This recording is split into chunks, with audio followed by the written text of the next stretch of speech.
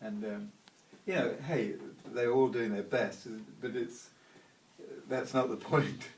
You know what I mean? It's not a criticism about them. It's just what happened to me, or you know, and this is sometimes, I guess this is sometimes the thing when people get hurt. It's and they express it. It's not necessarily, you know, against the person. So it's just there is a hurt there, and it needs to be acknowledged. You know, and it's funny. Later I went and had my astrological chart done, and she told me that my sun is in Pisces, and it's in the 4th house, and it's opposed by Neptune. So in that case, you've little chance of having a highly charged relationship with your father. but if I'd been told that when I was 8 years old, it probably wouldn't have helped me either. You know, but it's interesting that there are these patterns that I believe that we all have to play out. I was reading something about myself in my astrology, because my sun is in Pisces and my moon is in Cancer. And it's funny, just 2 days ago, and it's all about you're interested in theatre and stories, but particularly in your own story. And I thought, well, hey, that's what I'm going to do in 2 days' time. So you know, we have.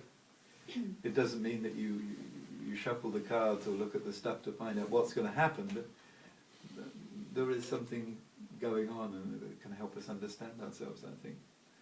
And so anyway, I went to boarding school, and then I went to another boarding school a little bit later on in Cheltenham, further inside, and I was typecast as a Welshman at one point.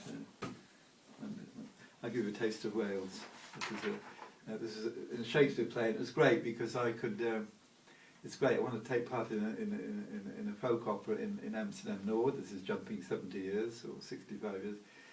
But I don't want to take part in the practices, so they said I can sing something in the programme. And so this is a little bit like this in the Shakespeare play. There's just one scene where there's a Welsh captain in the middle of the Civil War, and the English chap is saying, "Stay yet another day, thou trusty Welshman. The king reposeth all his confidence in thee."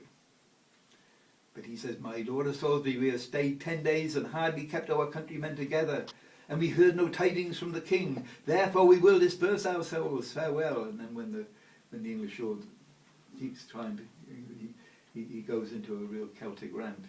"'Tis thought the king is dead. We will not stay. The bay trees in our country are all withered, and meteors fright the fixed stars of heaven. The pale-faced moon looks bloody on the earth, and lean-faced prophets whisper fearful change. Rich men look sad, and ruffians dance and leap. The one in fear to lose what they enjoy, the other to enjoy by rage and war. These signs foretell the death or fall of kings. Farewell, our countrymen are gone and fled, as well assured Richrd, their king, is dead." So that was my Shakespearean thing in there. And I was pushed in school, you know, because in Britain, I don't know what it's like now, but you took exams at 15 or 16, a lot of subjects, and then you had to choose what to specialise in, which I think is ridiculous at that age. And only 3 at that time.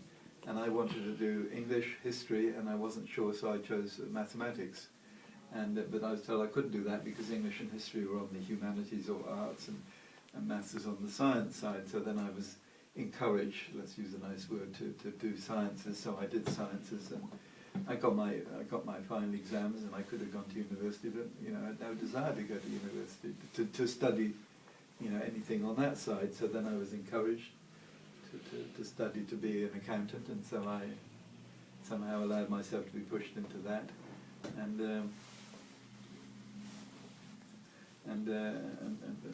there we are. So, and I think I'll sing a song which I wrote not so long ago, a little bit about